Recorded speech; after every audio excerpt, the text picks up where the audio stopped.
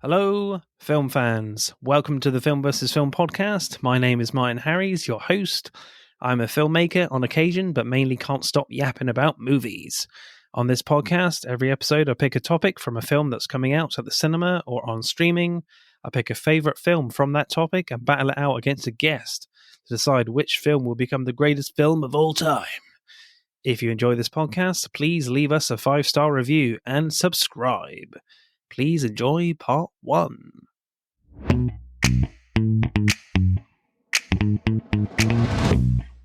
Hello, podsters or podroonies, if you prefer. We are back for another episode of the Film vs. Film podcast. And as Challengers is out at the cinemas, the new Luca Guadagnino film, we are, of course, talking Luca Guadagnino Films, naturally. And we have a guest, as always, but with a twist. We don't actually have a podcast with me today. We have an Instagram reviewer, Aaron, from The Fake Out. How are you, sir? You're not too bad. How are you doing yourself? I am very well, thank you. So tell us about your account. Yeah, it's just pretty simple, really. About 8 months ago, thought I liked reading reviews, doing reviews, but I thought like with things like Letterboxd, sometimes you're talking to yourself on there. So I thought, get an Instagram account, try it out on there, doing a bit of content creation. But I wanted to mainly focus on being less critical. So bridging the gap between like, as much as I enjoy listening to like what critics have got to say, but also not focusing on, if I enjoy a film, I can give it like 5 stars. I don't have to enjoy a film and then be like, oh, actually the editing was bad here, this was bad here. I'm gonna have to draw back on the rating because there are films out there that people will see like on like the tomato meter. They'll see 50% critic score and they'll be like, oh, I'm not watching that. But if you look at the audience score and you see like a 90%, it's almost like, and I feel like I just wanted, there's some films out there I'd love to review and say like, look, this is good. Don't just go on a critic score. Yeah, it's always kind of fascinating when that happens on like tomato meters and stuff when, you know, the audience scores are huge and like the critic scores are really bad. And I think, you know, when filmmakers make a film, they're really looking at the audience score more than the critics sometimes. You know, there's classic cases with it, well, in terms of the opposite of that, where like when The Last Jedi came out, like critics loved that film, but and then majority of Star Wars fans really didn't like The Last Jedi. So it's really, you know, obviously opening a big can of worms with that film. But yeah, it's interesting how like critics and audiences can be massively divided sometimes. So yeah, exactly. I just think sometimes if you just have one voice going out there, everyone's going to watch the same thing, probably end up with the same opinions. It's almost like you get stuck in a cycle of, I'm only going to watch one type of film.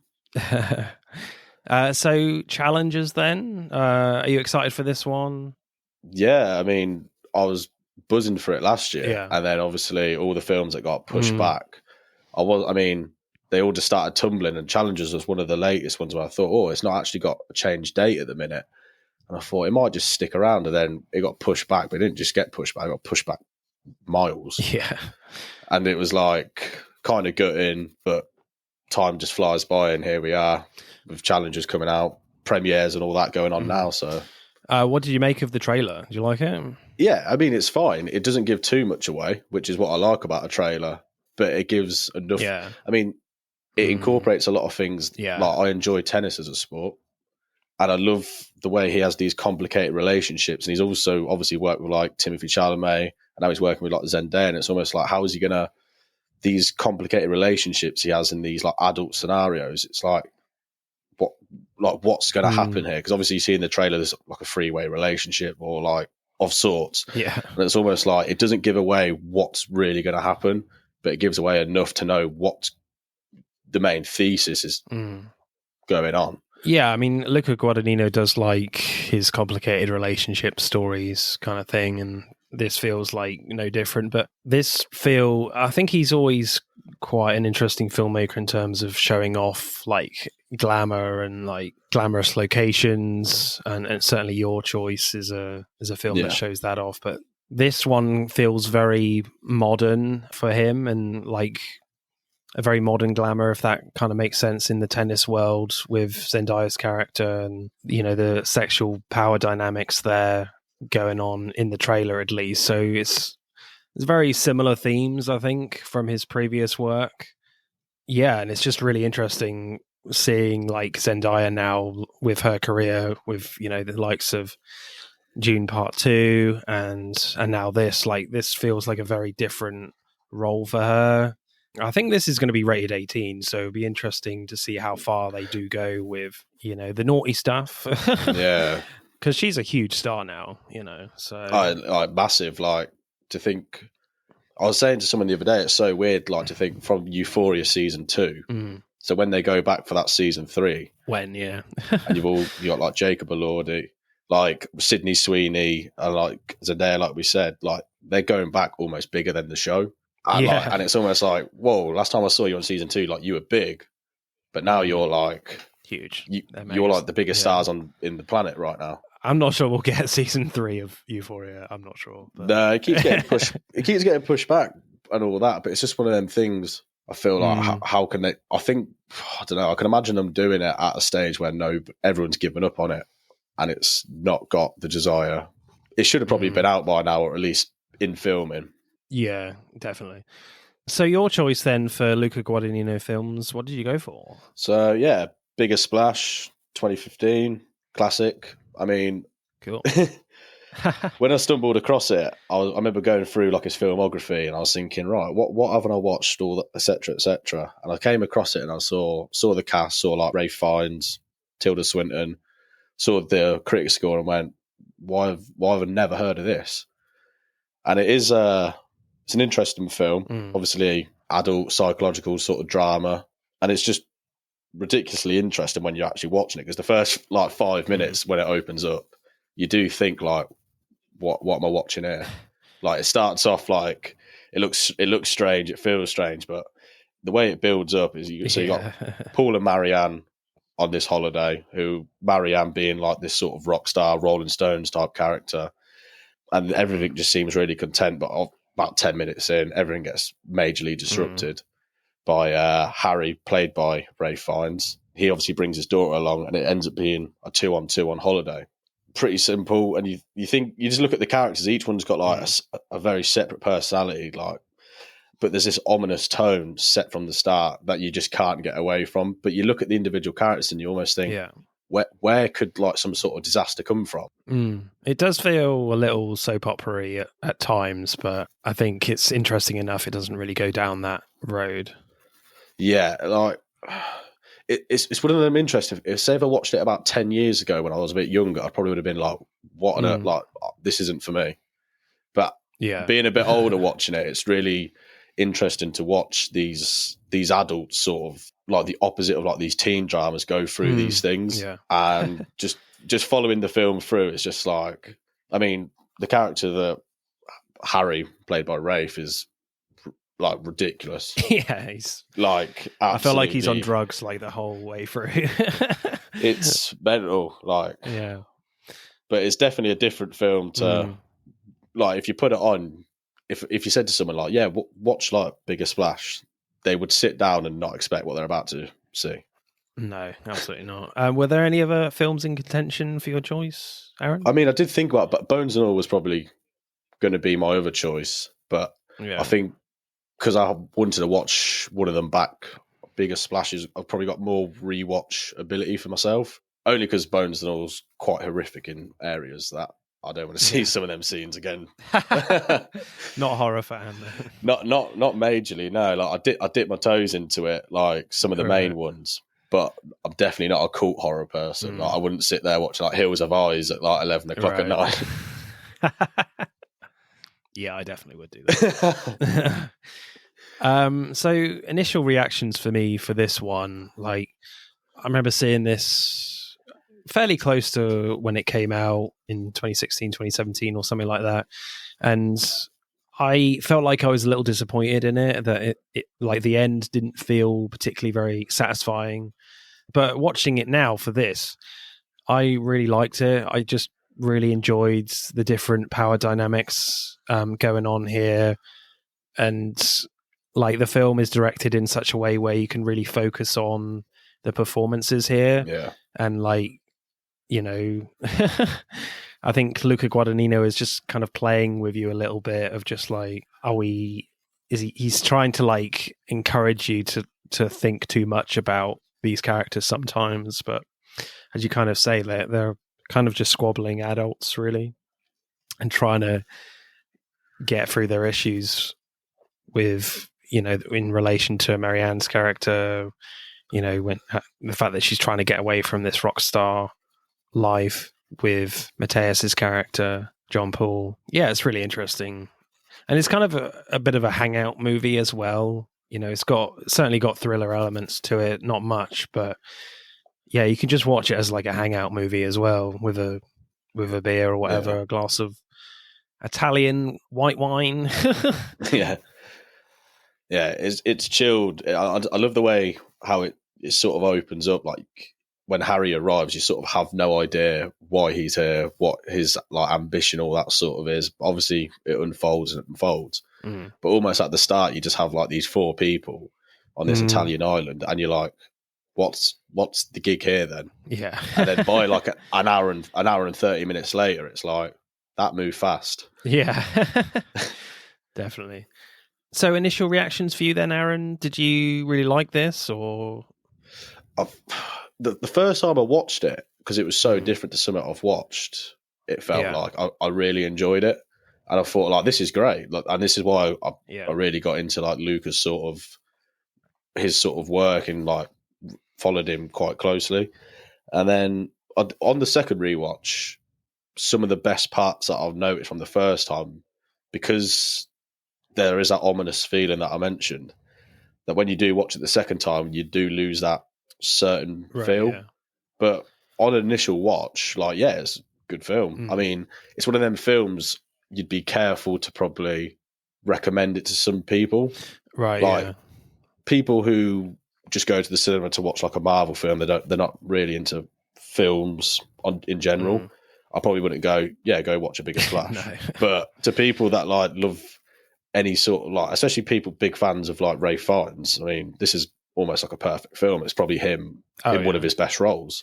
Definitely. You know, you've never seen Ralph Fiennes like this. Yeah, you really haven't. Brilliant. So directing then, like Luca Guadagnino certainly directs his films in quite a simple way at times, and lets his actors kind of tell the story for the most part. But there's a scene I really liked where, like, Harry, Ralph Fiennes' character, invites these 2 people to the villa, and an old lady and a very young French woman, Sylvie. And of course, Harry is like chatting away to them, and the scene starts off super tight on Harry's mouth and pulls out to like a normal shot as he's like constantly talking. Like the other characters are all sat around outside and chilling, and there's these like subtle push-ins on all of them, and we have a more pronounced one on Marianne, and then a great like reflection shot on her sunglasses, and we can see like John Paul in one of the lenses. Then all of a sudden Marianne just knocks off a glass from the coffee table while Sylvie is like talking about suicide. So you're just questioning, is Marianne jealous of Harry, hence the symbolism of John Paul's reflection in one of those lenses? Or does she hate the suicide talk? You know, is that reminding her of her past? So it's just great storytelling for me, giving Marianne a voice through her actions as she can't talk. At this point in the film, we think, you know, her voice is buggered. Yeah, it's just really interesting, that kind of whole dynamic in that scene. Yeah, I mean, that's the clear. He really, like, all the characters, you can tell them apart so easily. They've all got like, so when they're sitting around somewhere, like my favourite scene is, I think it's a little bit after that, where he starts dancing to, oh God, it's one of the Rolling Stones songs. He's like moaning about the lack of atmosphere. And he walks in, he like changes the track, and he tells the big story about how he influenced this Stones track.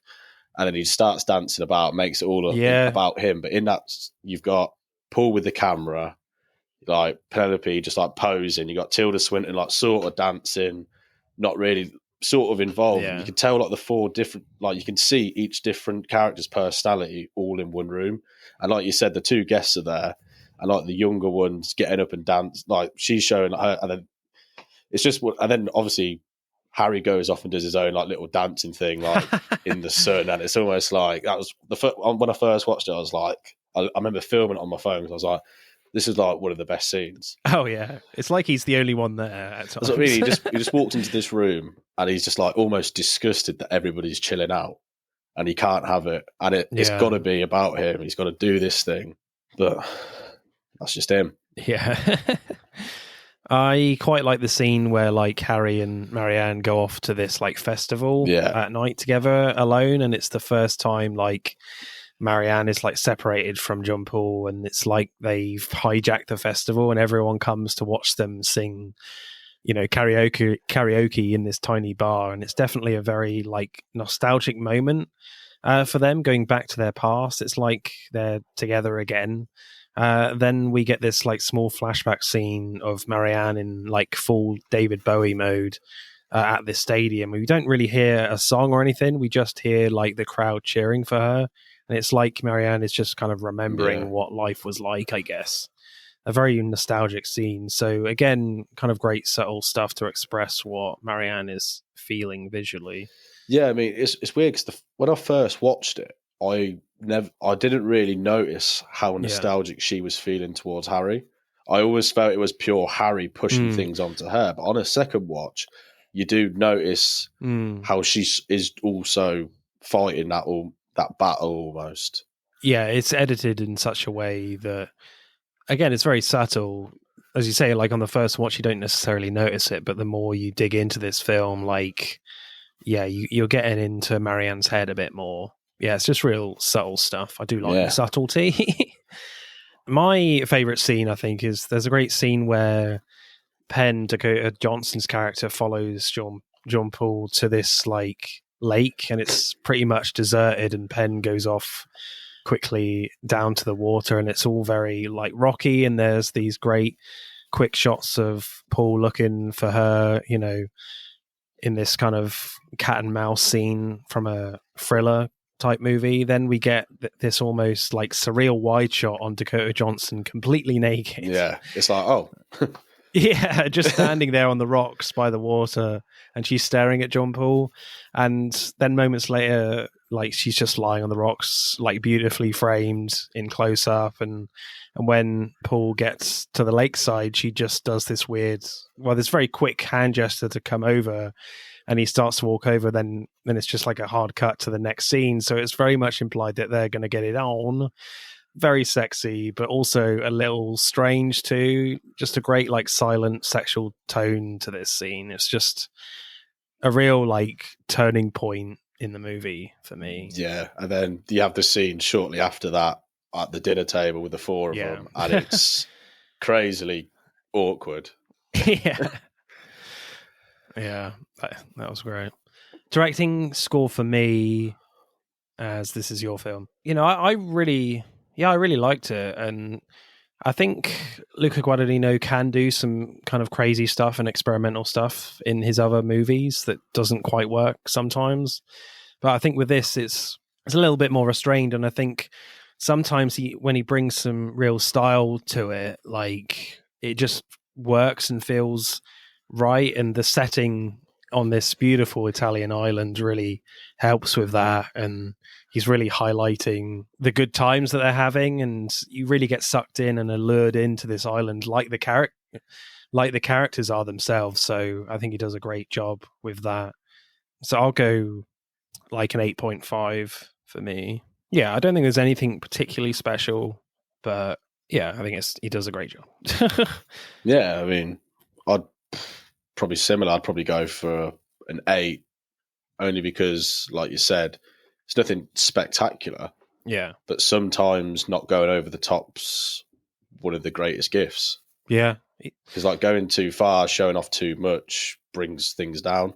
And I think in something like this, where the simplicity of it is in the characters, is the easiest thing to do. So yeah, like an 8. Straight 8? Yeah, go for it. Okay. Screenplay, then. What I found interesting about the script in the opening scenes is that we have like Tilda Swinton, Marianne, and Matthias Skoronitz, I don't know how to pronounce the second name, as John Paul, and we go from this like rock concert to them like naked and then having swimming pool sex in Italy to then rubbing mud all over each other. And it's very intimate and relaxed, but nothing is said at all until Marianne's phone rings and Ralph Fiennes' character says he's coming to visit. And when he arrives, it's like he's got like verbal diarrhea, frankly, and he won't shut up. And the other characters just tolerate him, and you feel like. So I just love the contrast from the two people having an amazing quiet time to a constant barrage of noise from Ralph Fiennes. So you feel you feel the very subtle tension bubbling away as soon as he arrives. Yeah, instantly. I mean, yeah, because like you said, when you start off and it's all quiet and like the love making and all of that, you'd never expect the phone to answer and then that human to show up with his personality. You're like, that's so different to what we've just had the first 5 minutes. But obviously you see the plane flying in, landing and everything as they're driving towards the airport. And it's almost like you said, the tension just hits straight away because they're not happy he's there. At the time, you have no idea who this person is or who's coming. And you quickly realise, like, this character's not going to fit into this like quiet environment. But it's like for the screenplay, I love the quote, like, because you mentioned tolerate. Yeah. And obviously when it kicks off at the end, Harry turns around to Paul and he says, now you just tolerate me. Do you know how offensive that is to me? Think what you want, judge the hell out of me, but don't tolerate me. Yeah. And it's one of them like really powerful quotes because the whole film, obviously Harry has this almost aura. But when he says that, it's almost, in that moment, he has that awkward dinner after the whole events. And it's almost like the fall down of Harry in these moments where he's not the man that he's been portraying the whole time. Yeah, I feel like certainly Ralph Fiennes is great at really hiding the vulnerabilities of this character, and I feel like throughout this film he just really wants to have a fight with John Paul, and just lay it all out there and just like, Marianne is supposed to be with me, not you. Yeah. I know I introduced you to her, but I made a mistake. I want her back, please. I think he's great in this, and it's just really interesting how he's trying to like win her back and charm her. The only way, it's so forward. Yeah, the only way he knows how, and just being a barrage of personality to everyone in his wake, kind of thing. And obviously, he knows Marianne is into that, and because you kind of have that little flashback scene before, they're taking coke together and she doesn't want to leave before 11. So they're very, they know each other really well. I think you get that sense in the flashbacks and throughout this film. So it's just really interesting how, how the film opens up with the fact that it's very quiet, tranquil.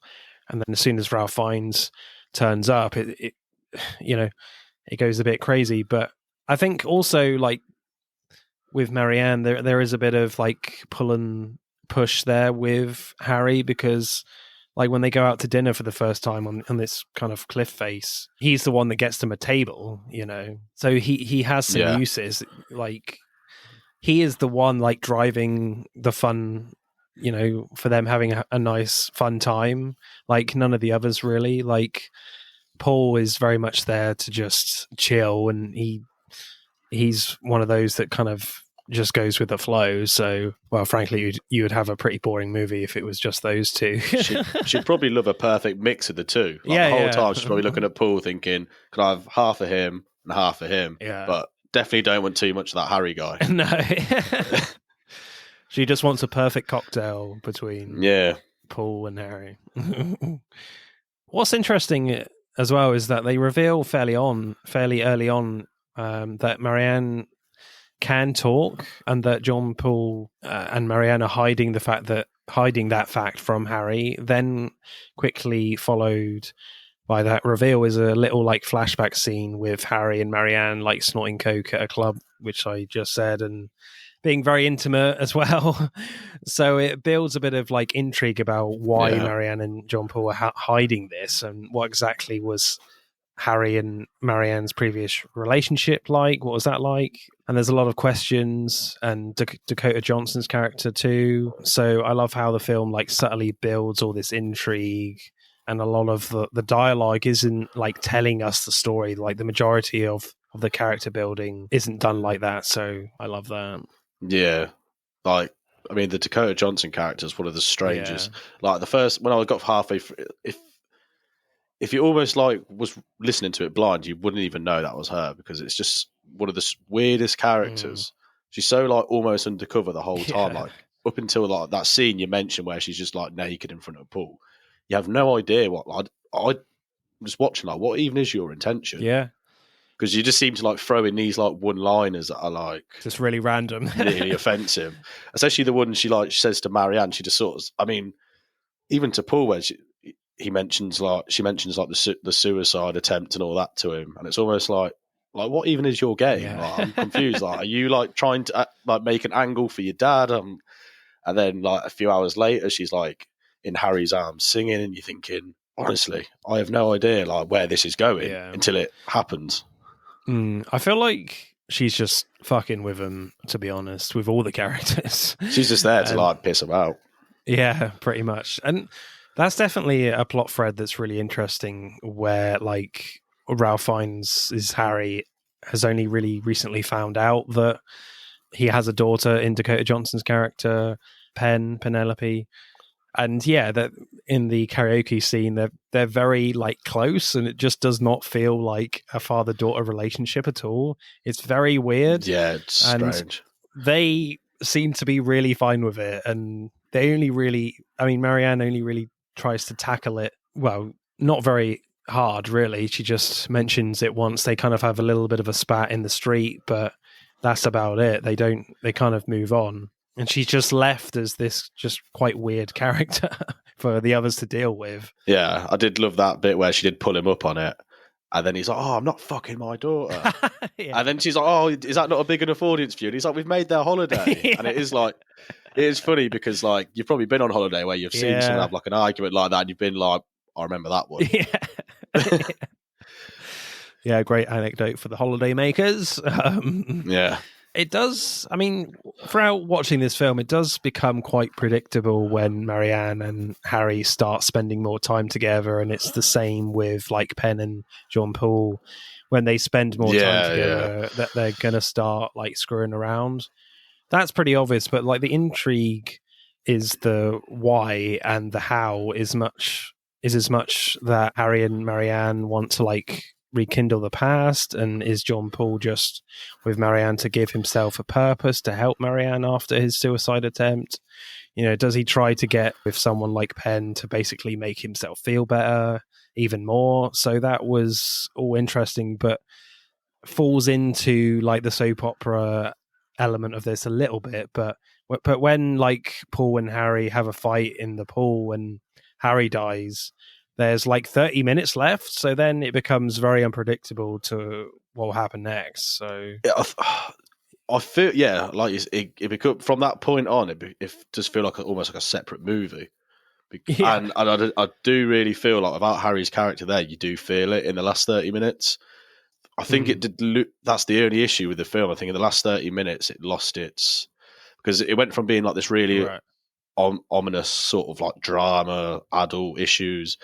Then it sort of became this like comedy sketch with the police a little bit. Yeah. And it was a bit like, oh, it's really weird because you built it up and it got nasty, and then it sort of just died off into like the wind a little bit. Like it still had like when Penelope leaves to go on the plane, like that was quite a good scene. But they were just, I don't know, I feel like it just sort of simmered a little bit. Yeah, I get what you mean, because like when the police turn up, you don't feel like they're in imminent danger. Like I feel like that was the big dramatic moment, that fight between Harry and Paul, and everything after that does feel kind of anticlimactic. But in some ways, I feel like that's the point, because I feel like the last 30 minutes are quite fascinating where the police are obviously getting involved and they're trying to find out what happened. You know, when they question Marianne at the station, they all talk about the fact that they have to investigate the, you know, lots of immigrant deaths as well as Harry's. So Marianne points that out, and they have a path behind the pool, basically implying that anyone could have killed Harry, and the police latch onto that idea. I don't think they're very smart, the police, in this movie. Yeah, they just wanted a quick solution, sign the paperwork. Yeah. Even though she knows heart of hearts that Paul was involved. Then after like Penn leaves, they get pulled over by the chief of police, and you're like, oh shit, they're going to get caught. They're going to get found out. This is the moment. But no, all he wants is an autograph, and you're like, she can basically get away with anything because she's a rock star now. Well, you know, is. And even though she wants to get out of that world with Paul, to a certain extent, it's like the best case scenario for both of them. You know, they're rid of Harry, who was basically a leech to both of them, but you know, they can still use their rock star influence in life. So it's kind of a dark win-win. Yeah, they've got rid of him, and yet they can still act like rock stars. Yeah, perfect. Like, that's what I mean. You watch that ending, you think like, there's maybe another come down to this, like something's going to happen to Paul, and then you watch it play out, and you're like, oh right, no, like you can just get away with this sort of stuff with like this fame, like you say. Yeah. Favorite lines? You got any favorite lines, Aaron? I mean, yeah, I've obviously touched on the two where about the tolerate one with Harry. I did like that one because, like I said, it's like his fall down of his character finally just before his death moment, basically. Yeah. And it's like, now you just tolerate me. Do you know how offensive that is? And it's almost like his pride is, you have to enjoy me. Yeah. Look at everything I do. Like, do you not see like how exciting I am? Yeah. Like how much fun I am? And then when it's almost like he knows that that's not what people want, and it's sort of crushing. Yeah. Paul's like, I don't care. I just want to be with Marianne. Yeah, I want to be back in that mud pit in the first 5 minutes of the film. Like, I want to be plastering mud on Tilda Swinton. Thank you. What are you doing? Go home. Yeah. There's a few I like. She seems shy, but she is a lovely bitch. Paul took us to the cliffs, and we dived and dived and dived.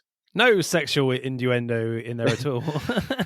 Yeah, on that table, it was like, oh, like, did you like? How was it? It was like, oh, it was better than a beach or something like that. It was like, I can't remember what the exact quote was. It was better than that, and like they both like sort of look up and they're like, what? Like what? Like, yeah, that was funny. She's horrific in like Penelope Dakota, like horrific in that scene. Like she's like literally loving every moment. She's in that moment. She's like won the Game of Thrones almost. Yeah. Yeah. And as she walks away, she just, I don't know, taps her fingers along the table. Just proper sassy. Yeah. Horrible. Yeah. Yeah, and a line that I quite liked, I think moments before your favourite from Ralph Fiennes, where he says, we're all obscene. Everyone's obscene. That's the whole fucking point. We see it and we love each other anyway.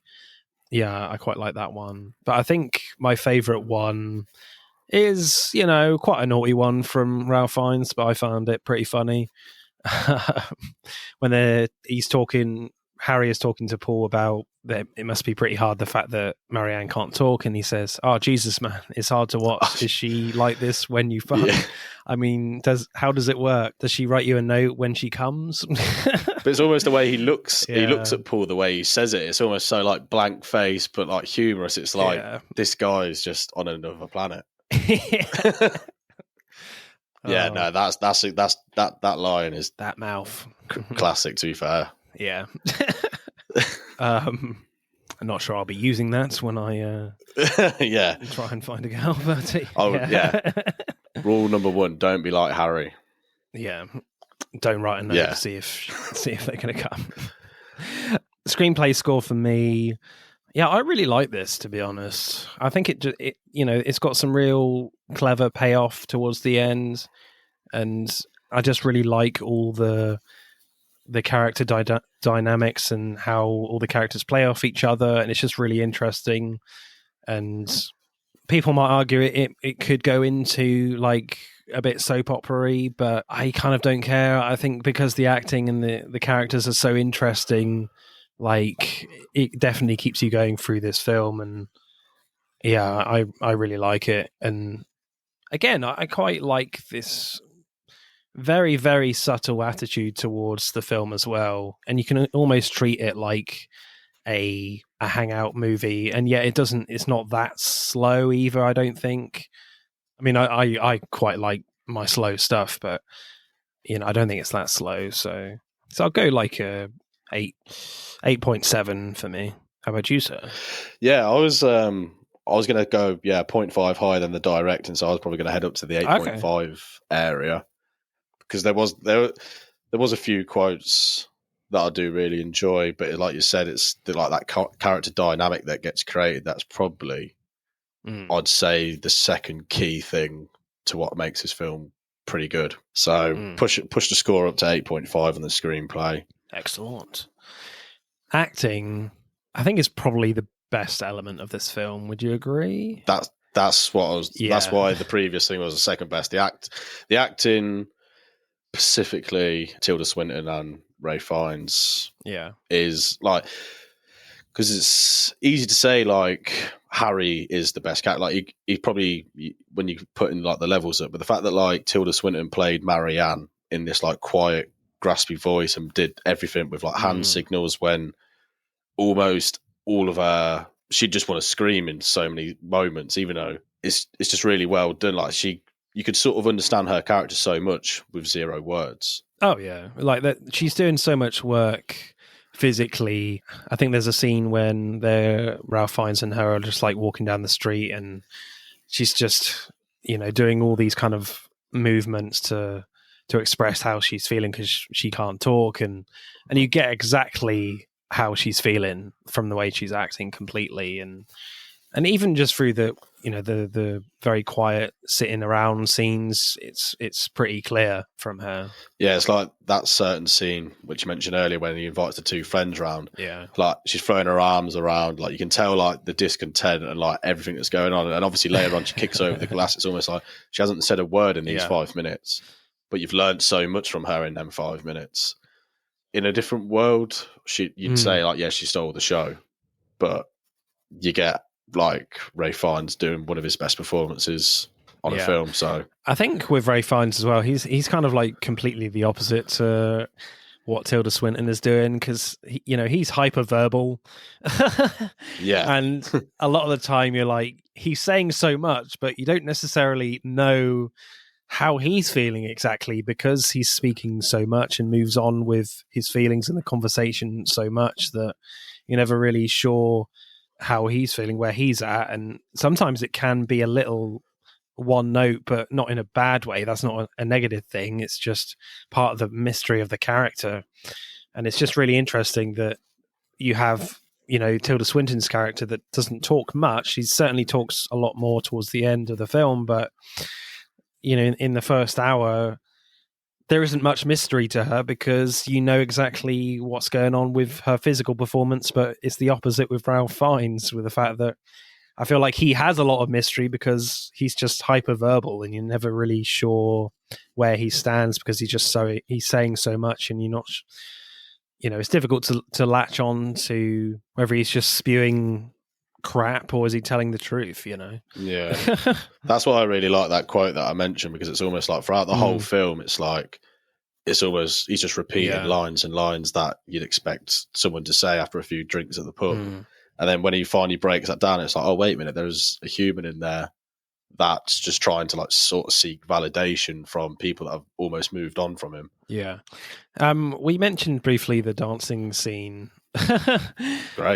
Great scene. Yeah, I mean, man, Ralph Fiennes can dance. Yeah, I mean, yeah. Well, when I first saw it, I was like, I can't believe Voldemort's doing it.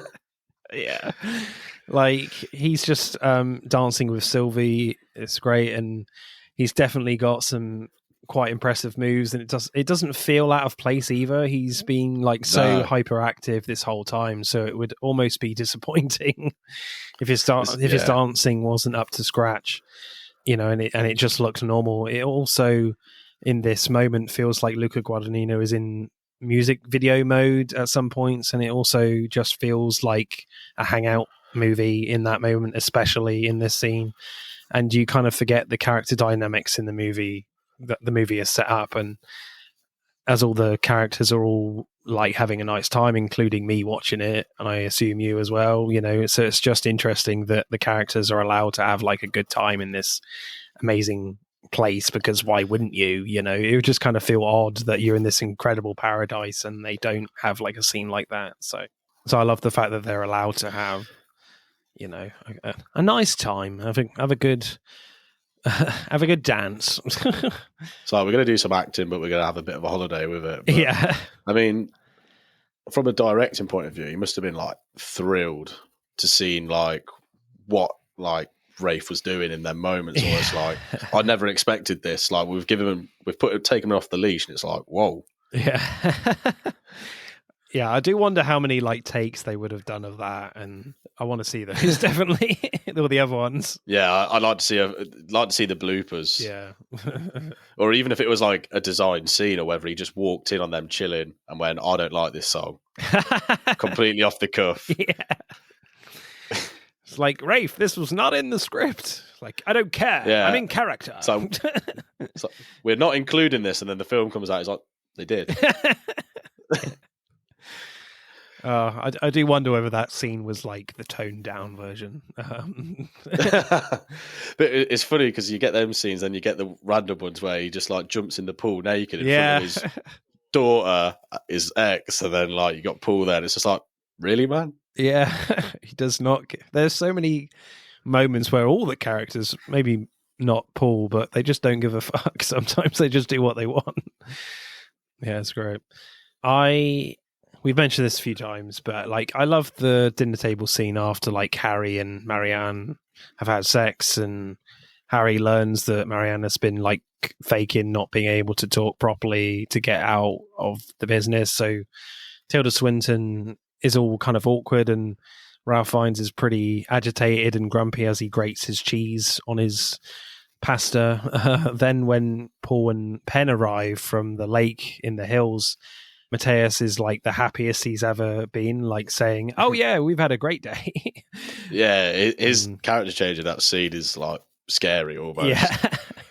And Dakota Johnson is just extra sassy than usual. But throughout this scene, you can tell everyone knows that Penn has just like screwed around with Paul, and Harry and Marianne have just fucked, but no one says anything, even though they kind of know. I feel like they know what's happened with both of them.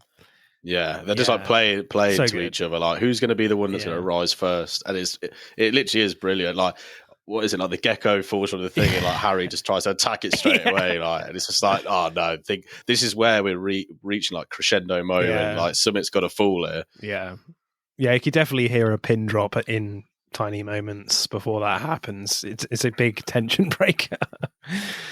Dakota Johnson is fantastic in this film, very sexy, and for sure the biggest spanner in the works for the film and for the dynamics of what's going on. And I love how like weird she is, especially around Marianne. Like sometimes she won't answer any of her questions and just says something completely off the cuff, and you're like, what the hell? And there's this whole plot whether like Penn is Marianne's daughter. Like they have very few scenes together, but it's not specifically mentioned, but you definitely get that kind of vibe between those two, especially like Dakota Johnson definitely keeps her cards close to her chest in this, but also revels in having like a good time and simply just messing around with everyone, especially Marianne and Paul. Like I love the scene where she's at the airport and like Marianne and Paul discover she can speak Italian and that she's only 17. Then like Penn is very dismissive about it, and like Marianne ends up like slapping her, and Dakota Johnson has this kind of wry smile on her face and almost giggles like she enjoyed it. But when she gets on the plane, she starts to cry, and it's like she can't hold up this facade anymore. Just like a great character for me. Like really, like sort of grows into it as like, because at the start you're thinking like is this just like a sideshow? You just here because you're here. But then as things go on, like as soon as she mentions that comment to Paul about like sort of bringing up the suicide, it's like you've actually got your own little game plan here. It's not just the Harry and Marianne show going on here. Like you've got something to prove. Oh yeah. But yeah, like literally it's 4 pretty good, great characters, 2 probably better than the rest, but still all got their own agendas, all doing their own thing. Really clear personalities. Yeah. Favorite performance for you, Aaron? Who are you going for? Yeah, it's going to have to be Harry. It's got to be Harry. Yeah. Like Tilda's great, but Harry's top tier here. Yeah, Ralph Fiennes for me as well. Like mainly because you've just never seen him like this before. Yeah. I think we forget he's a very versatile actor. Like we've done the Grand Budapest Hotel before, great comedian in that, great comedic actor, and in Bruges he's got this very dark comedic sensibility in that. And then with this, there's definitely some darkness, but it's very subtle. Like he's a very fun-loving guy, but there is like a troubled undertone there. And yeah, you know, it's very much the obvious choice, I guess, but it's the choice. It's the choice, yeah. I get like with Matthias Skoronitz, like there's got to be a straight guy. There's got to be a very natural, shy performance in there, I think. Certainly to help Ralph Fiennes' performance and to highlight that. I definitely get that, but there's nothing out of the ordinary, I don't think, with that. You see those kind of performances a lot. So yeah, I'll definitely go Ralph Fiennes as well for me. Acting score, yeah, it's really impressive. So I'll go like a 9.2 for me. How about you, sir? So I'd probably go 9. Straight 9? I imagine towards 9. I imagine towards 9.5, but I'm thinking, is that too high? Like, all right, because 9.5, you're looking at like hasn't got Daniel Day-Lewis in it. Yeah, we're talking like creme de la creme of like acting here. So I'm going to stick to 9. Okay. But at the same time, like this is a 9 of like nobody could have probably done this better than Rafe in this moment. Yeah. So go 9, but brilliant. Probably makes the film what it is. Yeah, absolutely. Right, let's add up the scores then for A Bigger Splash. Yep. A Bigger Splash gets 51.7. So pretty good. I think this could be a tight one, people. Possibly. That's it for part 1. Thank you for listening. I hope you enjoyed it. Check out part 2 to see who wins.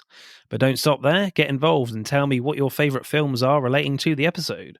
Send us a DM or comment on Instagram and TikTok at Film vs. Film Podcast. For X at FVF_podcast. Plus, we are now on YouTube, so hit that like button and comment there. If you do, I'll give you a shout out on the next episode. Remember, please leave us a 5-star review and subscribe. Pod signing off.